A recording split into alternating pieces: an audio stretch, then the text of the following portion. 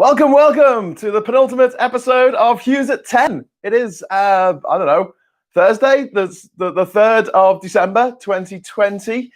And yeah, I'm back again. So it doesn't look like it's going so well with the old Brexit talks, does it? No. Yeah, that's a bit of a worry, isn't it? Oh, also, I can't see my chat. That is also a bit of a worry. Hang on a second. I'm going to have to do this thing where I make it into like a little pop-out chat thing. Come on. Hello. Yes, I can see your comments. Finally. Excellent. I don't feel like I'm all alone now. So I'm just going to say hello to David, who says, evening, you gorgeous lot. I've never been called a lot before. MMTB 1972 says, good evening from Belgium, where we had Brexit queues all the way to Calais today, companies trying to stock up to delay the inevitable. Yeah. Wow. Okay. This is exactly what we said would happen. So, hello, John Barleycorn. Hello, Charlie Nelson. I'm Ed Winchester from The Fast Show. Hi. David says, howdy, Sugar. Hope you're well. The sugar-free. Oh, yeah, sugar-free. Howdy. Pete Robbins said, good evening from Germany. Sugar-free says, all good. Thank you. Danzig Foley says, hit that like or dislike. It does the same. Okay, well, dislike this. Don't like it. Just don't like it. I mean, like it. Just press the like. Just press the like if you're watching this. Daylight Dave says, hey all. Paul Mason said, evening all. Have you heard Giuliani farting at the Trump Ford voter hearing today? No, that's a video I'm going to have to watch after doing this. Guten Abend, Deutschland, says David. John O'Sullivan says, hello all. John Barleycorn says, Grant Schnapps has announced high-value business people won't need to quarantine when returning to the country. So glad they're leveling up the country with one more rule for them and another for the rest of us, indeed. Sugar be saying, saw that, yeah, rather heard it. And that extraordinary woman wiggling her head and interrupting. Johan says, hi from Sweden. Hello, Sweden. And Bayerberg says, oh, hi. And MMTB says, one lane was used for parking. Oh, my God. Okay, David said, food and drink businesses have said they're going to stop or reduce supplies to Northern Ireland because of Brexit. DUP not happy? They should have thought about this when they sided with the Tories. Yes, because the old adage is true. When you dance with the devil doesn't change. The devil changes you. Yeah. Did he fart or Trump, says Pete Robbins. Dun. Right, so, yeah, it's all kicking off. So the last episode of this is going to be tomorrow. And it looks like it's going to be a situation where we might find out tomorrow whether we're going to get a deal or not. The Downing Street spokesperson, which is still probably Dominic Cummings, he's probably like just texting things from his mum's basement, has said that they're not too optimistic. They're not very optimistic because there's still a lot of stuff to go through. And the way the BBC reported it was quite disingenuous. Typical BBC. They reported it on their website and they said, "Oh, Britain has only till the end of the year to negotiate this trade agreement," as if that was the EU's decision. The way they wrote it made it sound like it was the EU's decision to do that. It wasn't. It was Britain's decision and Britain's decision alone. It's Britain's decision to activate Article 50. We asked for an extension, we got one. We asked for another extension, we got one. If you want an extension to the trade talks, we could have one. But no, we're the awkward party in this. But the way the BBC reports it, it makes it sound like the EU are the bad guys. And this is typical BBC. And this is why we are having so much problems now with the far right want to get rid of the BBC because they hate it. And the people who are in the centre were always quite supportive of the BBC traditionally. But now it's like, well, if they're going to behave like this and keep pumping out shite like Mrs. Brown's Boys and the Gavin and Stacey Christmas special, then what are we paying for, really? I mean, we're all watching Netflix these days, aren't we? On our friends' accounts. Thanks, Lorna. So, yeah, David says, food and drink businesses have said they're going to... I've read that one. Hi from Kentucky. Ken Truckee. Hi, Darren. He's in Kent Truckee, which is the new name for Kent. Giuliani. Now you're down to 29.1 thousand subscribers. Yes, that's right, Charlie Nelson. I am, and I've lost about 1,000 subscribers by making these videos, because what YouTube unhelpfully does is it sends push notifications to tell people Graham Hughes is going to be live in 30 minutes. And I didn't even know about this till a few days ago when Catherine pointed it out to me, that these push notifications were coming on a phone. And I was like, oh my God, that's so annoying. If that was happening to me, I would unsubscribe from that person's channel. So what I've been trying to do these last few days is like put the live thing up like literally just a few minutes before I start, so we don't have that big lead in, because apparently you got a push notification when I first went on, and then a push notification half an hour before I was supposed to come on live, and then another one when I was on. And it was like, what the hell? Like, I hate it when my phone goes, when it buzzes, because I've got my phone set to only really buzz when someone actually sends me a message personally. And if it was buzzing in my pocket and I was in the middle of something, I pulled it. It's a stupid thing that YouTube does, and I can't suss out for the life of me how to stop them doing it, except start my live broadcast almost immediately after I put the details in. But yeah, it's a lot of faffing around. And also it means that I can't put stuff on YouTube. Sorry, this is YouTube. Can't put stuff on Twitter and Facebook saying I'm going to be doing this well in advance of me doing it. I can't give the link, because I only get the link when I put the information in. But that sets all the notifications off. Oh, push notifications, spawn of the devil. I mean, you can turn them off, I know, but that's the onus is on other people. I don't want to be giving people push notifications. Anyway, that's why I've lost 1,000 viewers. But you know what? I have gained a load of Patreon supporters, so that's kind of made it all worthwhile. So I'm just going to give a quick shout out to my Patreons. All of them. I've got Sally, James, Elizabeth, Chris, Chubai, Daffyd, Attila, Daniel Jones, Derek Knowles, Paul Mason, Alex Green, Jarton Ran, Alexander Morgan, Betty Biscuit, Compute Art, Andrew AB, and Darren Christian. Thank you. You are all very awesome. You're amazing. I love you all. Thank you. I really, really appreciate it. And today I've managed to suss out how to get my Patreon in pounds, so it's not being converted from your pounds into American dollars and then back again, which is just a nonsense. Right, so that's all good. A little bit of housekeeping there. Going back to your messages here. They're saying it might go beyond tomorrow for a deal. Yeah, sugar-free, I could see that happening. Is the internal marketing bill still on, or what it was to be called? Yeah, I don't know if it's been signed by the Queen. I don't know what the hell's happening with the internal marketing market bill. Yeah, it breaks international law, and now that Biden's been elected, they might just quietly not debate it.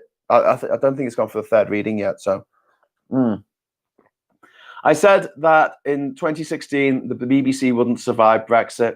That's from Chubai. Yeah, if the BBC had done the smart thing and actually come down on one side or the other, that would have been a better move, I think, for the BBC. But they've come down on the side of Brexit. They just said, oh, this thing's inevitable. And the couple of times that I've been on the BBC since 2016 for other things, I've been told specifically not to talk about Brexit. Obviously, because I'm supposed to be talking about travel or whatever. But I mean, it's still like, don't bring up the B word. And I'm like, oh, for heaven's sake. So it means that they're not discussing it. They're not giving people the facts about it. And then you've got this annoying BBC thing where they say, we've got someone telling us about climate change. We need someone in the studio who doesn't think climate change exists, which is the most frustrating and annoying and idiotic way of doing it. If you're going to talk about climate change, you have two people and they have two different ideas about how to tackle climate change. You don't have a person who doesn't believe it's true. It's like having a weatherman or weatherwoman telling you what the weather is going to be, and then they go instantly to someone who says that's a load of nonsense. I've thrown some sticks up in the air and they've landed, and now I know what the weather's going to be. So you can either listen to the scientist, or you can listen to me. It's very frustrating.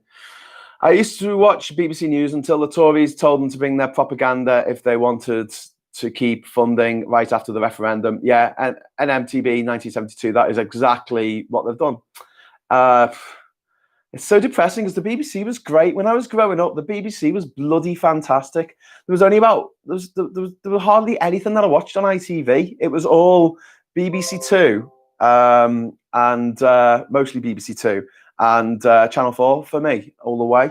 And the fact that the BBC have just got this weird, I don't know. I don't think the smugness of the BBC really hit its stride until about 10 years ago, and it just became really insufferably smug. Maybe I didn't notice it before because I was a bit younger, but it is so smug now and so self-satisfied. And yeah, but the thing is, I don't want to agree with the people on the right who are like, defund the BBC, because I hate them. And I don't want anything that they want to happen because they're not very nice people. So at the same time, I want to keep the BBC. But I want it absolutely changed. I want it to be completely separated from government, so the government can't dick around with it. The government can't threaten it with defunding it. The government can't decide who their political editors should be. That shouldn't happen. It should be, if you're going to have it as a state broadcaster for everyone in the UK, great. But if you're going to have it as a mouthpiece for a political party, it's not sustainable. It's not sustainable. So I don't want to get rid of it, but I would like it to be reformed. And also, it does really stupid stuff. Like, we'll talk about this for a moment. It bought Lonely Planet. BBC bought Lonely Planet off Tony Wheeler back in, I think it was like 2007 or 2008. And they bought it, and they just ruined the whole setup. It used to be that the whole operation was run from the docks at Footscray in Melbourne. So that's they made all the TV shows there, including mine. They made all the books, and they made all of they did all the website stuff. The BBC buy it, and they seem to split it up into three. They moved the video making stuff to Oakland, California, I think, and they moved the video stuff to London, and then they had this had the book end of it in Melbourne, and that's just the most stupid thing I could think of. You've got like 3 different time zones. So how do you communicate with each other? Unless you're calling each other in the middle of the night, which is something I talk about a lot when I talk about global trade. It's no fun if you're trading with someone in Japan and it means that you have to get up in the middle of the night to make a phone call. So these places, they weren't working together. They wound down the whole of the production office in Melbourne for TV. And they moved all the website stuff across. They made these really bad decisions. And one of the other big bad decisions they made is they realized that this book, where they had like a photograph from every country in the world, sold really, really well. And it was a big coffee table book. And they were like, let's concentrate on books that are have nice pictures from around the world in, instead of concentrating on the bread and butter stuff of their shoestring guides. And as a result of that, their book sales went down. They also were there, and the reason why Tony Wheeler sold Lonely Planet, from his point of view, was he wanted the brand to evolve into being something where we can have an app on our phones, and he didn't have the tech to do it. The BBC would have done. And the idea would be you'd have an app on your phone, a Lonely Planet. Everyone backpacking everywhere in the world would have this really great travel app on their phone that would allow them access at you pay for it each month, a subscription. It gives you access to all the books, which would already been written. I mean, it was a no-brainer, but they didn't do it. They had Rupert Murdoch whining away in the background because he was like, why does the BBC own the biggest travel book publisher in the world? That's not fair. Well, it's BBC Worldwide, but so this went on for a few years, and then in the end, in 2013, they sold Lonely Planet at something like I think it was like a $70 million loss. It might even be more than that. $70 million loss from what they paid for it in 2007, 2008 to what they sold it for in 2013. And they sold it to a company in America called NC2 Media. And the guy who owns NC2 Media, he just set it up to buy Lonely Planet. And he's a tobacco baron. He's like a tobacco farmer who wanted to go into publishing. And he put a 24-year-old wedding photographer that he met once in a restaurant in charge of global publishing for Lonely Planet. True story. Well, I think it's something like that. I tell you what, all of that is allegedly, because obviously I don't want to get done for defamation, but I know that the BBC lost money. I know that it was sold to an American company. I know that guy they put in charge was a little bit inexperienced, to say the least. So let's just take that as read, and the rest of it, fill in the details. But yeah, that's why Lonely Planet isn't the force to reckon with that it used to be, which is a real shame. I was going to write about all this in a book that I was going to do called Stabbed in the Backpack. See what I did there? You could have a cover and it'd have a backpack with a knife in it with all blood on the floor. Right, back to Brexit. You can now afford to take us all out for a pint. Yes, David, we're going to take everyone out for a pint once we can all meet up again. Well, part of the deal on Patreon is actually, I think, if one of the levels, I think it's like 20 quid. I'll meet you at the next rally, the next anti-Brexit rally, or pro-EU rally, I should say. But yeah, that'd be good. Rebecca D says, "Sign of the devil." Hi, Becky. Darren says, "No, keep the BBC. You'll miss it when it's gone. They need to change the funding structure, but keep the BBC." Yes. Well, I don't know about the funding structure. Yeah, they do. Sorry, this is why I went off on one about the BBC and Lonely Planet. What they should be doing is they should have adverts on their iPlayer content that's watched abroad. So if you're watching BBC stuff in France or Germany, you see adverts, or have a subscription model where if you're in a foreign country, you can subscribe to watch stuff on the BBC. And therefore, they'll be getting money in from around the world. That seems like a total no-brainer to me, but they don't do it. And it's one of those things where I think iPlayer, when it first came out, they were going to team up with ITV, and it wasn't going to be ITV Player and iPlayer. It was going to be one player for BBC, ITV, Channel 4, Channel 5. I think they were all going to use the same platform. And Murdoch, again, stuck his oar in like the tyrant lizard billionaire that he is and said, "Oh, I'm not having this." And so he stepped away from it. Someone's going to say now in the comments, like, I'm completely wrong about it. I worked at Lonely Planet for 20 years, and that's all bullshit, Graham. But yeah, I don't know if anyone said that yet. I'm a bit behind in the comments. Charlie Nelson says it's returning to the Commons. I think he's talking about the internal market bill there. John Barlett-Corn says internal market bill is going back to the Commons. And HMG are talking about putting the offending clauses back in. There's also something else coming regarding the finance bill. What a time to be alive. I only want the BBC to come down on the side of facts and truth to inform. Yeah, Chubai. Yeah, just give us the facts, Jack. Just the facts.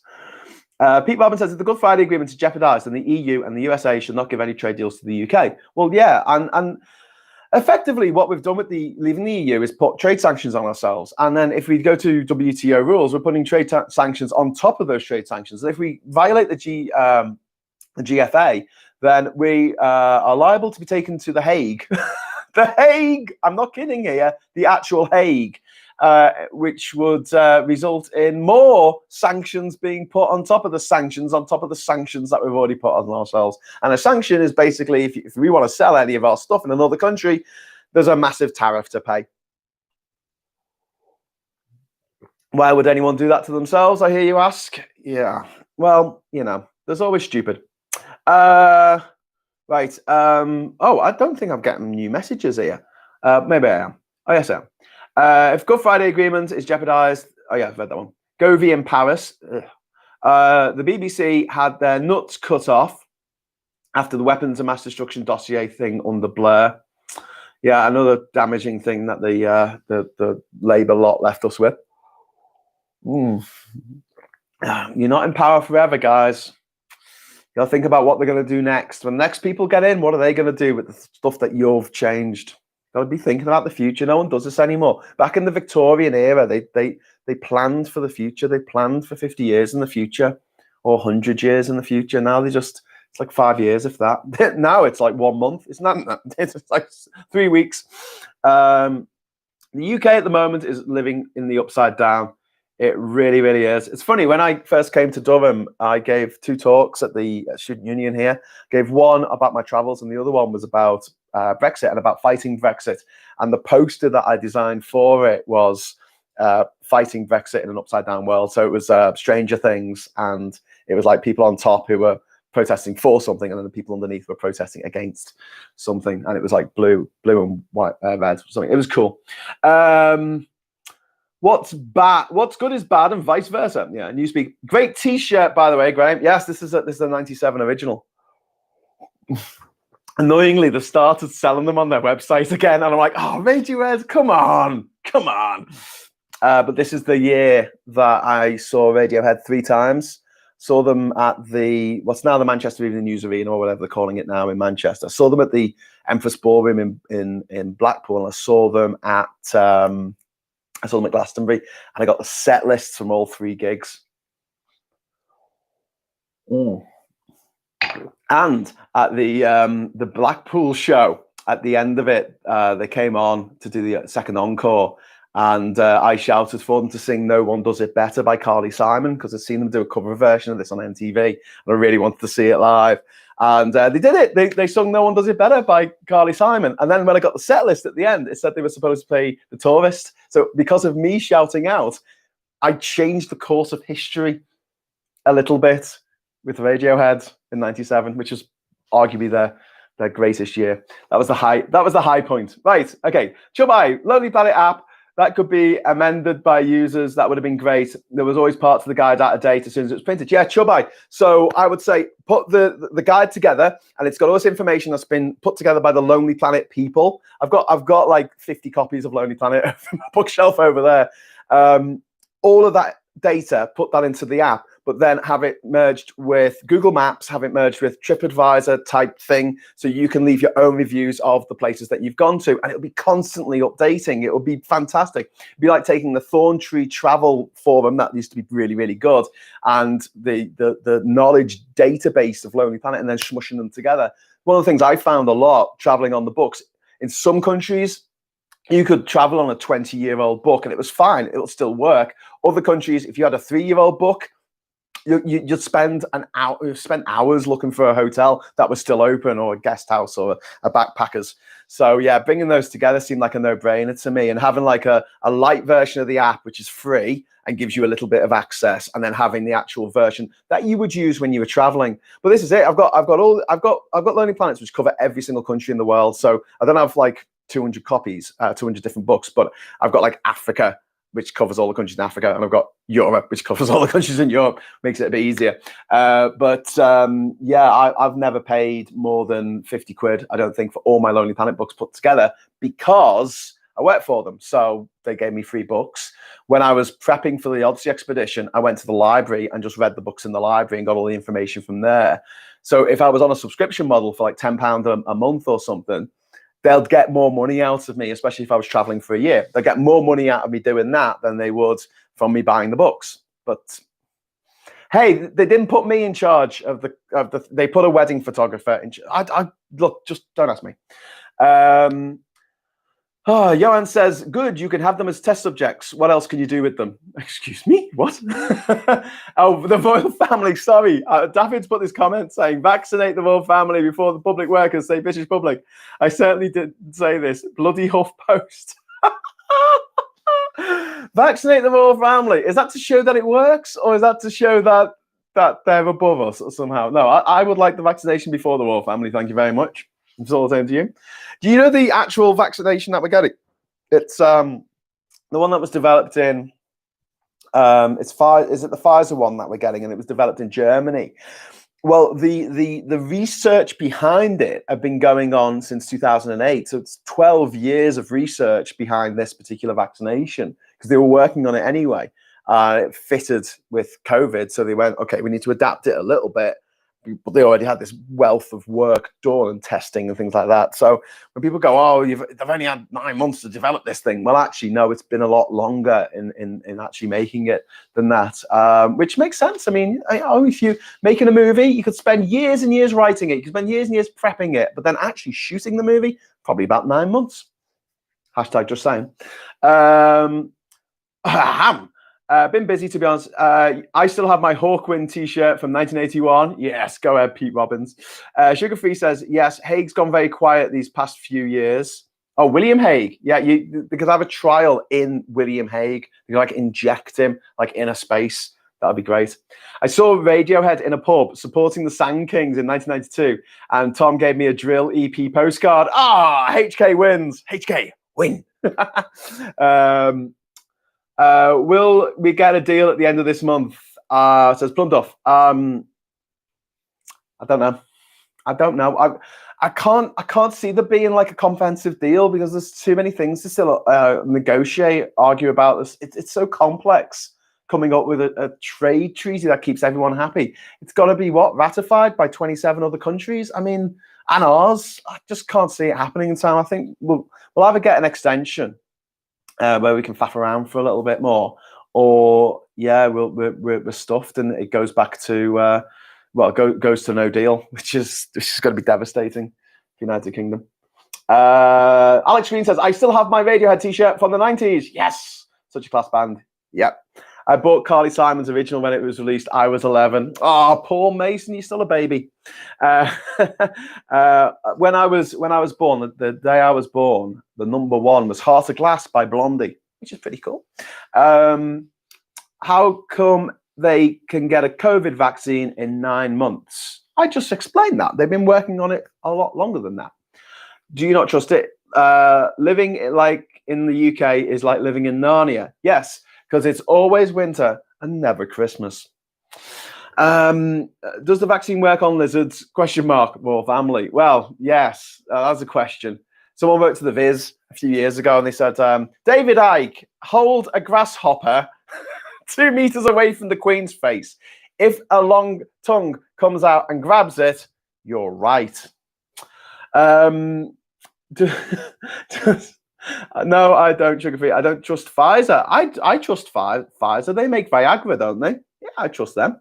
Johan, do your PM know this vaccine is shipped from Europe? Well, it was developed in Germany. So, yeah, I guess he knows that. But we've been told, Johan, that this is a world-beating British thing that Britain is going to be the first in the world to do. And we're world-beating, and we should be proud that we can do this because we're not part of the EU.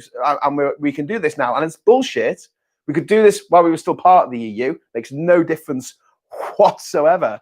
And we had nothing to do with the development of it. It was developed in Germany. It's distributed by Pfizer, which is an American company.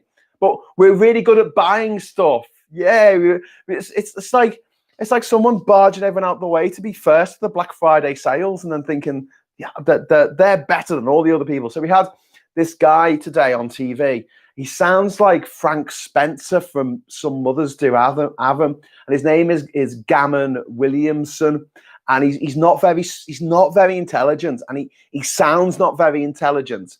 And he's the minister in charge of education. He's the Secretary of State for Education, and he's thick as pig shit, which is ironic because you expect someone who was going to be, I don't know, the Secretary of State for Education to actually be educated. It would help, wouldn't it? It would help. It would help. Anyway, so Gavin Williamson is going around now saying that we're the best at everything. And there's a line from Golding's Lord of the Flies where Jack, the main character, he says, we're not savages, we're English, and the English are best at everything. And then a few chapters on, they end up killing a kid and burning their entire island to the ground. And they're only rescued by a ship that happens to see the fire, which always annoyed me. I always felt like they shouldn't have been rescued. I think they should have died. And that would be a cautionary tale not to fuck up the island that you're on. But yeah, divine intervention, Deus Ex Machina at the end there. There's a tiny hamlet on the edge of Bodmin Moor. Doesn't Bodmin Moor sound like someone from Lord of the Rings? Where the sign says twinned with Narnia. Lovely place. Well, there you go. Thomas Page, when I interrailed in 2000, I relied heavily on Lonely Planet books. Good memories wandering around places with it. Yeah. I mean, the Lonely Planet guides were an absolute godsend when I was traveling, and it was a bit difficult. Obviously, it's like having a brick in your bag. But there were times when I had no charge on. I didn't have a phone at the time, but I had an iPod Touch, so it could have my Lonely Planet guides on it, like some PDFs. But I remember being in Azerbaijan. And I arrived at the capital, Baku, at like 5 a.m, and it was absolutely bollock-shatteringly freezing cold. And my iPod Touch had ran out of batteries, and I needed the map. I needed the map of Baku to know where to go, right?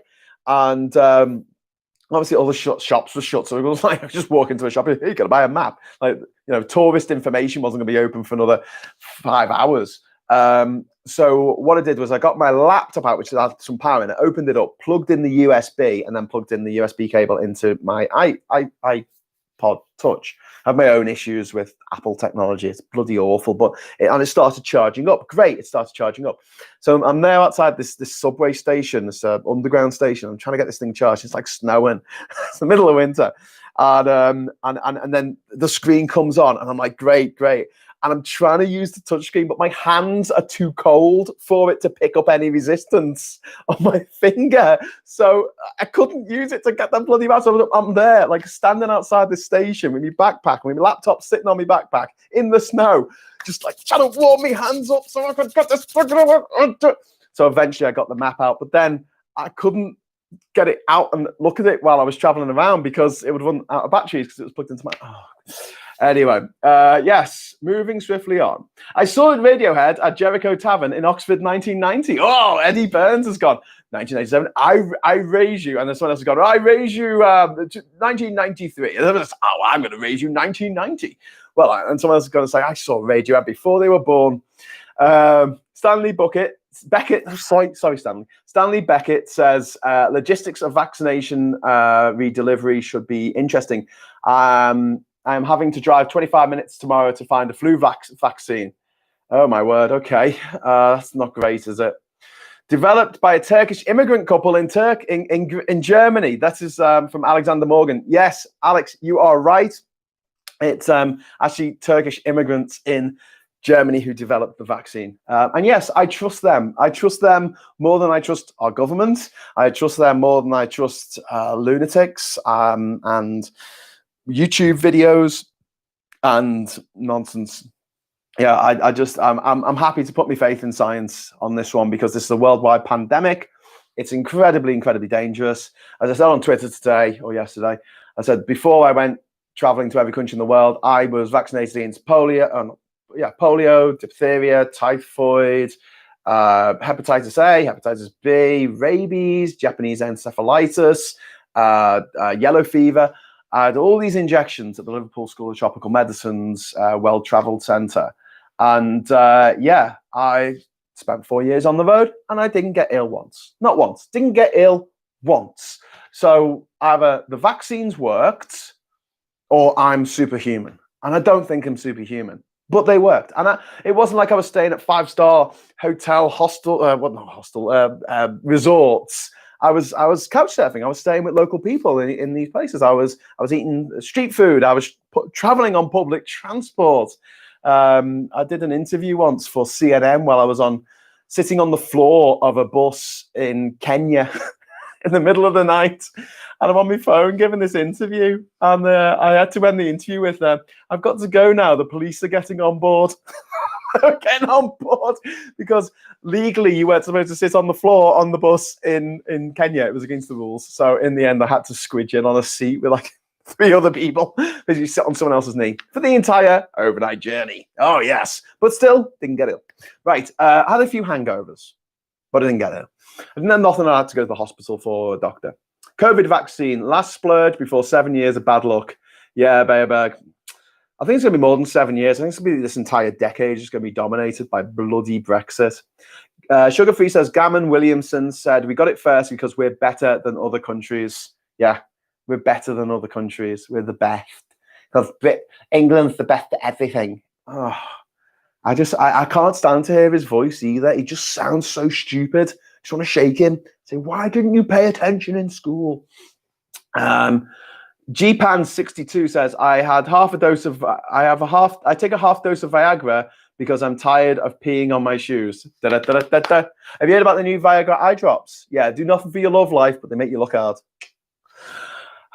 Lol, nice one. We're still under EU rules, so it's all bollocks. Well, exactly, Ernie. We could have done this anyway. It's got nothing to do with the fact that we're in or out of the EU. They're just lying. They're just lying and lying and lying because they're scumbags who lie. That's what they do. We have seen Boris Johnson barging everyone out of the way for a Photoshop, or was it Trump? Both very similar. Pete Robbins. Both of them are horrible, nasty bully boys who just belong in some kind of fictional dystopia where the Billy Bunter gets along with a Dalek and then takes over the world. It's all quite dispiriting. What's really dispiriting is the fact that for the last sort of 30 years, people have been watching these movies and been rooting for the bad guys. That really upsets me. I'm like, oh no, yeah, I really wish the Emperor had won. It's like, well, why? Why would you want that? Oh, because the goodies always win. I hate goodies. Bloody do-gooders, Luke Skywalker, you do-gooder. What are you doing? Fighting the bad guys and trying to restore peace and stability to the universe. We want war. COVID should shut up and go away. Yeah, this is something famously Gavin Williamson said about the Russians should shut up and go away when we were talking about Russian interference in the British electoral democratic system, which still hasn't been investigated.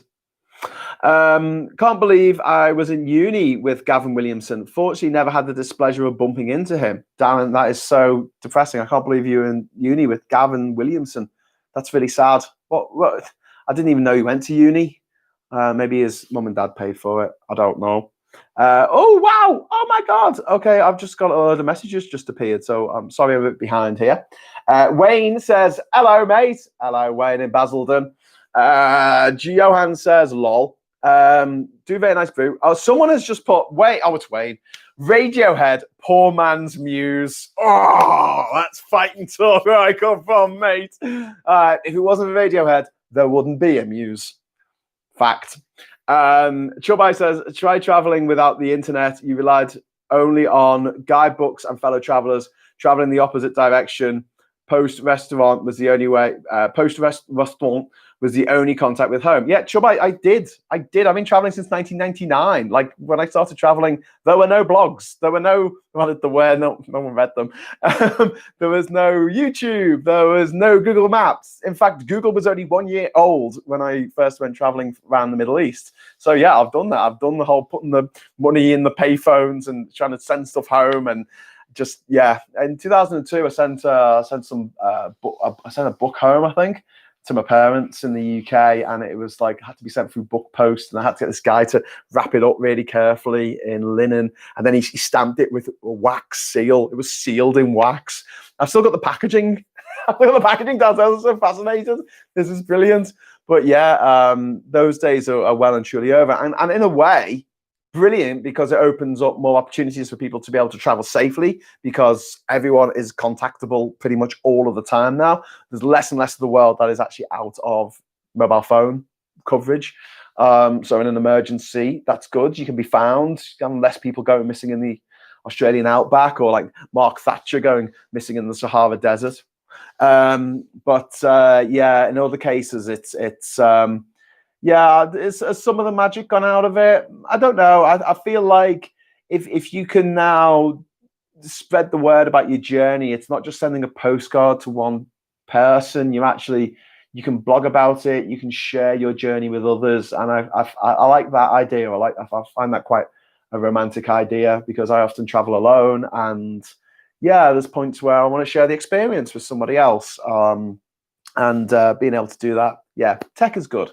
Tech has been overall a good thing for travel, but then at the other end of the spectrum, it's been a really bad thing for people who want reason, facts, and evidence to reign supreme, because the custodians have been taken away. Back when my parents were young, if you wanted some information, it was curated information. It was from a newspaper, which obviously had to abide by laws of libel, slander, defamation. If you wanted to find out something, you had to get on the bus and go to the library. Explaining this to my stepdaughters, it's hilarious. It's like, so I wanted to find out about Louis XIV's finance minister, Mazarin. So what I had to do is I had to get on a bus, go to town, go to the Central Library, get out the little card index, find the book about Louis XIV, pull it out, and then find the book, and then go through all the index, see where all the references to Mazarin was, and then I had to go to each page and skim read each page until I got that little bit of information, like his date of birth, that little bit of information. And the whole thing took a whole afternoon. Whereas now you could just type in Mazarin, date of birth, and it will come up on Google straight away. But yeah, it's I think that the fact that this information is so easily available now, it becomes even more frustrating that, and it's because it's not curated anymore. It's just information. Anyone could do anything on the internet. They can put whatever videos they like on, like I'm doing now. They can say what they like in those videos that may or may not be true. And often it's given the same weight as stuff that is actually curated content that is real. So I understand why an entire generation of people who grew up where you walked into the bookshop and there were a big sign saying fiction and non-fiction as you walked in, so you didn't get the two things confused. The internet doesn't have those signs, and so it just makes it a lot more difficult. But the younger generation coming up now has much better critical faculties. They're really good at sniffing out bullshit on the internet, much better than older generations, much better than my generation, to be honest with you. I'm 41, but I'm fortunate in a way because the subjects I ended up studying in A-level and university always relied on, because it was history, it was politics. Whenever we were given sources, when we were given information, we were all encouraged to find out who's saying this and why. Any given historical event, you wanted to look at several different perspectives on that same event, different eyewitnesses. The famous thing is, like, if 3 people witness a car accident, they'll give you 3 different accounts of the car accident, right? So you want your history to be a bit like that. You want to be able to look at different accounts of the same thing and then extrapolate from that what really happened, because obviously people are biased. They have confirmation. There's about 150 different types of biases, but obviously confirmation bias is a big one. The thing about the losers don't often get to write history, and yeah, you've got to be really aware of it. If you're reading something that someone involved in politics is saying, you need to know what party they're in, because it slants, it taints whatever they're saying, because obviously they've got a political bent to it. So yeah, and I wish the ability to look at evidence or information, I should say, the ability to look at information and be able to say, okay, well, who's saying this? Why are they saying it? Instead of just reading a meme and going, I'm going to just take this on face value because it just confirms my biases, is something that people really, really need to learn. And the BBC wants to do a really good job right now. It could do a whole series about confirmation bias. It could do a whole series about civics, about stuff that the way the mind works and the biases that plague us in our lives, and why it's so hard for people to change their mind. But it's not a bad thing.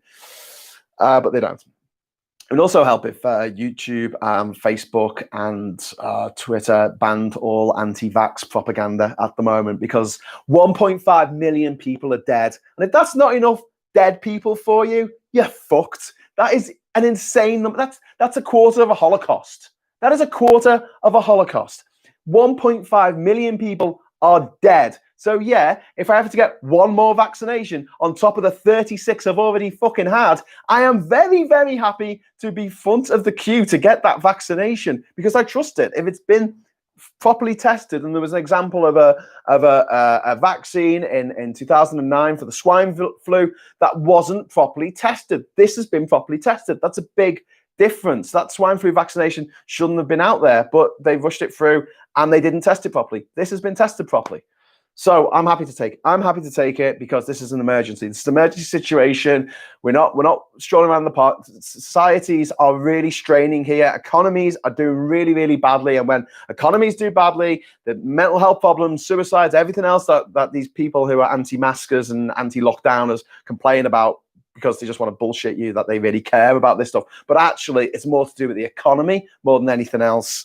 It's going to be absolutely devastating if this continues on any longer. And we have a ticket out. We have a ticket out of the abyss, which is the vaccine. And yes, it has come quickly compared with other vaccines. But at the end of the day, if it works, and we're told it works, we're told it's safe, then brilliant. Of course they're going to do this, because they just poured shitloads of money into it, because it's the most important thing in the world right now. The most important thing in the world right now isn't you. It isn't me. It's stopping this bloody virus. And as far as I'm concerned, this is a war. And you're either on the side of COVID or you're on the side of humanity. And now's the time to take the pill and decide what you want to rule the world. Do you want to go on like this forever? Because the longer we go on with no vaccine, the longer we're going to have these restrictions and have the pubs closed and go into lockdowns after lockdowns, because there'll be a third wave in January without it, and we'll have to lock down again. And I don't want to have to do this every night for the rest of my life. So yeah, I'm happy to take it, and I trust them. Anyway, right, back to your comments. Joe says, try traveling without... Oh, I've read that one. Johnson flattened a 12-year-old kid playing rugby for a photo op. Same attitude as Trump. Me. Yeah, Ernie, you're right. That's Ernie Burns says that. Sugarfree says, if the mRNA approach is successful, it's a game changer for all sorts of things. Yeah, so mRNA, so RNA is a little tiny piece of DNA, I think, that encodes DNA. And basically what they've done with this particular vaccine, and any scientists out there, correct my overview of this, but I believe that it's basically that it learns the shape, your antibodies learn the shape of the COVID virus. Not the actual data inside it, but the shape of it. And they go, okay, if this shape appears again in my system, I will go after it and I will attack it. So it's got a chance to know what the shape is like. But actually, as far as I'm aware, and I'm going to try and simplify this so I understand it. And yeah, like I say, put in the comments if this isn't what it is. But the way I imagine it, it's like a football, and they've stuck all these little knobs on the football so it looks like a COVID thing, but it's actually just got air inside, and that's what they inject in you, so your body can learn what it looks like and go, I recognize that intruder, I will take it out. And your defense system will kick into overdrive naturally, because that's what your defense system is supposed to do. Right, anyway, so that's that's that. John Barleycorn says, I saw Bellowhead play at Spiegel Tent in Milton Keynes. What? I'm feeling left out here. Radiohead just aren't my scene. I'm sorry, I wasn't going on about it. It's just people have commented a lot about Radiohead. I saw AC/DC. Oh my God, this is going to go on all nice, isn't it? I've only got another 15 minutes. David says, Donald Trump stays silent as USC's record 2,804 coronavirus deaths in a day. God, I mean, that's insane, but we've had 600. We've had 600 in the UK. So 6 times 2, 6 times 5 would be 3,000, wouldn't it? Yeah. So they've actually got less coronavirus deaths per person than the UK at the moment. We hit over 60,000 deaths where it was COVID on the birth certificate. Oh, the birth certificate. Fuck me. COVID on the death certificate within a month of being tested positive for COVID, because they were having this problem where people were tested positive for COVID in March and they were dying in June, and they shouldn't have been included in the COVID figures. But then also at the same time, you've got people who had long COVID. It took them a long time to die, and they should have been included, but they now aren't. So the excess deaths is probably a better figure to go on, which is about 75,000. It's probably about 80,000 now. But the official number of deaths in the UK, according to the British government, is now 60,000 people. That is an insane number. And I'll always keep going back to this this quote that's attributed to Stalin. Whether he was the original person to say it or not is another matter. But one death is a tragedy, a million is a statistic. And I'm sick of this being a statistic. I'm sick of people not being able to grasp the magnitude of the situation. It's not all fun and games. People are dying. Thousands of people are dying. Tens of thousands of people are dying at a rate that is just horrific. And when people go, did you know that more people died in the Spanish flu epidemic of 1919 than died in the First World War? And you're like, oh wow, that's really interesting. Well, we're living through that now. And even with the lockdowns in place and all the technology that we've got and everything, still we've lost 1.5 million people worldwide. And it would have been way more than that if places hadn't locked down or wore masks or had social distancing in place. It would have been way more than that. So yeah, I'm getting a bit miffed, and that Trump arsehole bastard twat going, oh, well, I'm sick of hearing about COVID, and it's like a Brexiteer now saying, oh, I'm sick of hearing about Brexit, and you're like, what is wrong with you? I mean, he's the president of the United States. He should be leading. He should be reassuring the people. And instead he goes, no, I don't take responsibility for anything. What do you have to say to people who are scared? A journalist asked Trump, and he responded, I'd say you're a terrible journalist. How did we get here? How did we get here? Plum Duff says the British were awful in Kenya. The Mau Mau had a shocking time. Hardly taught anything taught in UK schools. Yeah, the Mau Mau rebellion in the 50s and 60s in Kenya resulted in the death of thousands of Kenyans, many of whom were hung in public as a warning against any other upstarts. It's just so depressing. It's like the crimes that Britain committed are all just whitewashed. And then the achievements.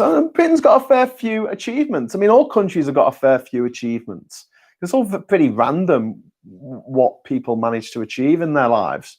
But obviously, if you're starting from a higher level, then you're more likely to do well in any given field. That's why Britain's got a lot of Nobel Prize winners, because we've got a lot of top universities here. But at the same time, if you're going to take credit for things that other people did in the past, things that other people built, things that other people achieved, then you've got to also register the fact that we also did some really fucking awful things in the past as well. And not enough people do that. Well, I was thinking, with the Hughes at 10 is finishing tomorrow. So next week I'll be starting Hughes Round. I've forgotten who suggested that name, but it's great, so I'm going to take it. Thank you. Checks in the post. Hughes Round is going to start on Monday, I hope, at 1 o'clock. And it's going to follow on from the James O'Brien show, but not necessarily talk about whatever James O'Brien was talking about. It's just an alternative to staying with LBC over your lunch break. One of the things I want to do maybe on Thursdays is follow up Mystery Hour with History Hour, and just do a sort of horrible histories tour of the world for all the terrible things that Britain and other countries around the world did in the past. Because I think it's worth doing a show about it. I think it's worth actually having a conversation. And I'm sure you watching this, some of you know a lot more about certain things. Like if you're from Ireland, you'll probably know way more about Cromwell's crimes in Ireland. You'll probably know way more about the potato famine. And like I said this a while ago, but I can't believe that it wasn't until I went to Ireland as part of the Three Blokes in the Pub series that I went to the Stormont Assembly, and it wasn't until then that I realised, I was told, I was going to say realised, that I found out that the Irish population still hasn't recovered from the potato famine because it killed so many people and so many people left, and the Irish population is still lower now than it was in 1840. That just blows my mind. And the fact that it's not taught in school just pisses me off. Really, really pisses me off. Look, and we go on about our pet subjects in school, and education would be a whole other episode of this. And obviously, someone who's got a history and politics background will be like, oh, we should teach this. But I want more geography taught at school. I think politics should be geopolitics, because you can't understand history, you can't understand politics unless you understand geography. They all go hand in hand. You can't understand the human story and where we are, or current affairs, or where we're going, or global climate change without understanding geography. But when I did my GCSEs, the government at the time, which was Major's government in the 90s, decided in their infinite wisdom that not enough people were going into IT. So they decided that everyone should do a GCSE in CDT, which is craft, design and technology. So basically it was like we had to make things out of wood. And that was going to help us program in BASIC or C++ or something. I don't know. I don't know how they were putting those two things together. But as a result of that, I had the choice to do history or geography. I couldn't do both. And I couldn't think of anything more stupid. I also feel like if you're bad at a subject, you shouldn't be forced to do it, except for English, for the GCSE, except for English and maths, because you need them. But doing English lit, I don't think you need to be able to remember what the teacher told you about Shakespeare in order to pass, in order to have some kind of qualification. Reading and writing, yeah, absolutely. Learn to spell, fantastic. But learning about what your teacher thinks that Shakespeare intended when he said this, and I don't know. Right. I'm gonna have to wrap up soon. We've got 5 minutes left, so I'm just gonna dive back into your comments. The government health chief said the UK coronavirus death toll under 20,000 would be a good result. March to 2020. This is from Alexander Morgan. And December 2020, we're up at 60,000.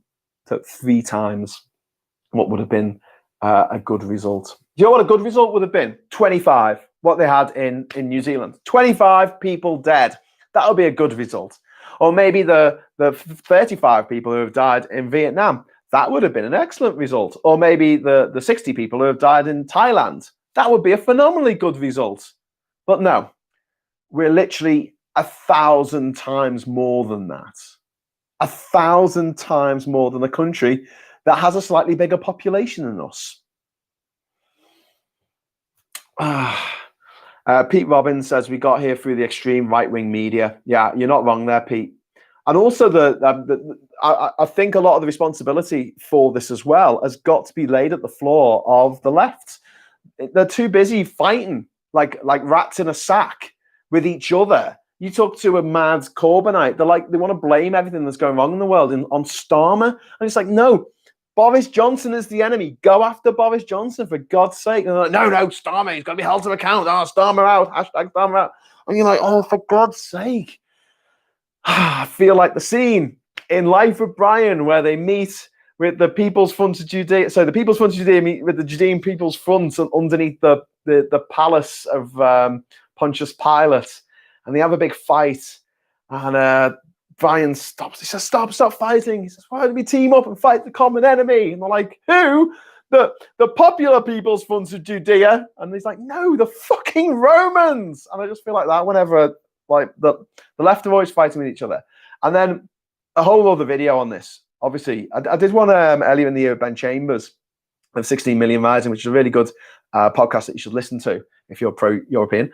And it was called Who Killed the Remain movement. And one of the things we talked about is the fact that there were loads of different groups within Remain, and they weren't necessarily working together. So you had Best for Britain, you had the People's Vote, who I never met anyone from the People's Vote. I don't know who they were, what they did, never had any contact with them. They never asked me to speak at any of their rallies or events or anything like that.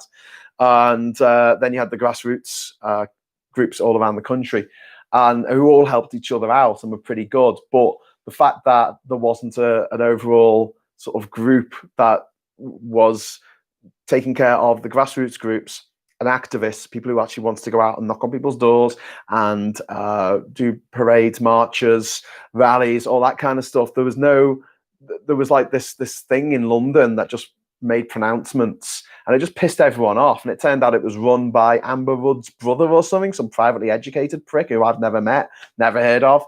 And he ruined the whole thing a month before the general election. He stormed off in a big paddy fit and sacked everyone. It was like, what is going on? So yeah, it's not just the rise of the right-wing media, it's the failure of the left-wing media and the failure of the left to get its shit together and work together against the common enemy, the fucking Romans.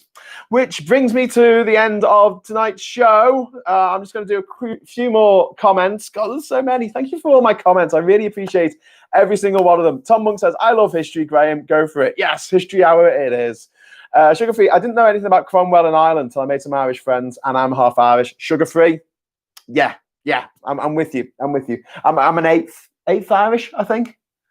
Yeah, my grandfather, I don't know if he was born in Liverpool or in Ireland, but I know that my great-grandmother and my great-grandfather on my mum's father's side were Irish, and he was a Protestant. He was a member of the Orange Order, and she was a Catholic, and they couldn't marry in Ireland. They ran away. They eloped to Liverpool together and got married in Liverpool because they could, and that's why I'm here.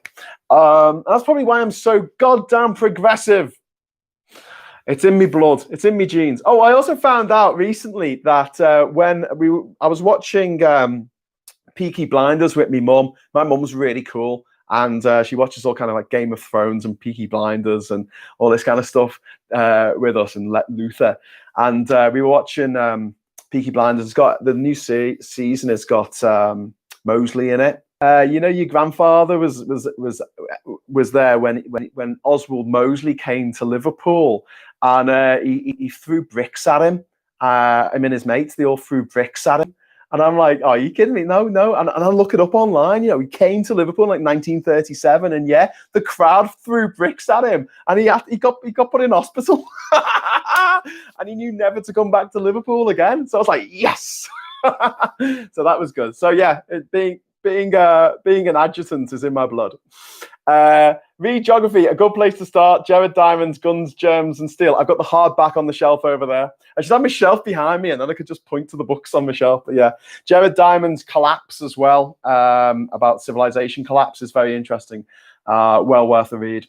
Tom Monk says, I wish an old girlfriend of mine happy Thanksgiving next week. She said she's been staying away from the China virus, and that's why she's your ex-girlfriend, mate. Best off out.